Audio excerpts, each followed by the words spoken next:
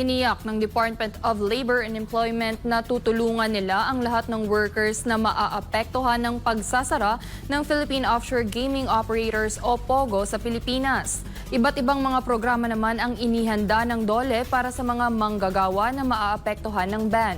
Si Cherry Light magbabalita. Nitong nakaraang taon, naging mainit ang usapin tungkol sa Philippine Offshore Gaming Operators o POGO sa Pilipinas. Dahil sa iba't ibang krimen na iniuugnay sa POGO, marami ang nanawagang itigil na ang operasyon nito. Nagkaroon ng reforma na ang dating POGO ay nag-rebrand na tinatawag na Internet Gaming Licenses o IGLs. Naging highlight sa ikatatlong State of the Nation Address o SONA ni BBM ang pagbabawal ng POGO sa bansa, epektibo nitong Lunes. Sinabi ni Secretary Bienvenido Laguesma, kauna-unahang plano ng Department of Labor and Employment o DOLE para sa mga maapektuhang Pinoy workers sa pagsasara ng POGO ay ang profiling. Sa ngayon, ginagawa nila ito sa pamamagitan ng pakikipag-ugnayan sa kanilang employers upang matukoy ang mga trabaho na angkop sa kanila.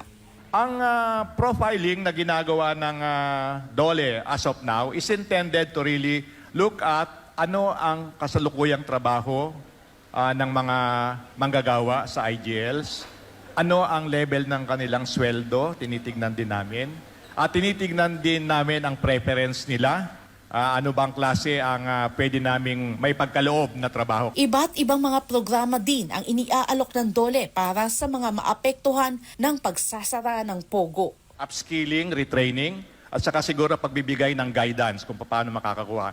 Secondly, meron din pong programa ang Department of Labor and Employment may kinalaman sa livelihood.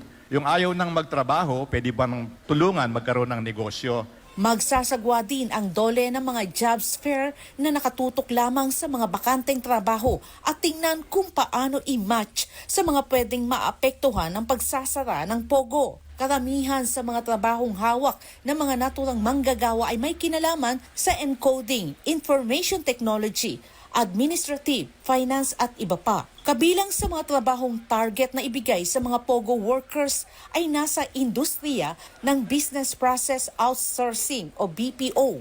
Sabi din nila Guesma, wala pang pinal kung ilan ang posibleng workers ang maapektuhan dahil inaantay pa nila ang listahan mula sa IGLs. Sa ngayon, nasa 15,000 workers pa lang mula sa NCR ang maapektuhan na isinumiti ng 34 na IGLs, habang may initial report mula sa Cavite at Laguna na 5,000 workers. Maliban kasi sa IGLs, meron ding authorized provider na nagbibigay din ng serbisyo sa IGLs na tinatawag na special BPOs.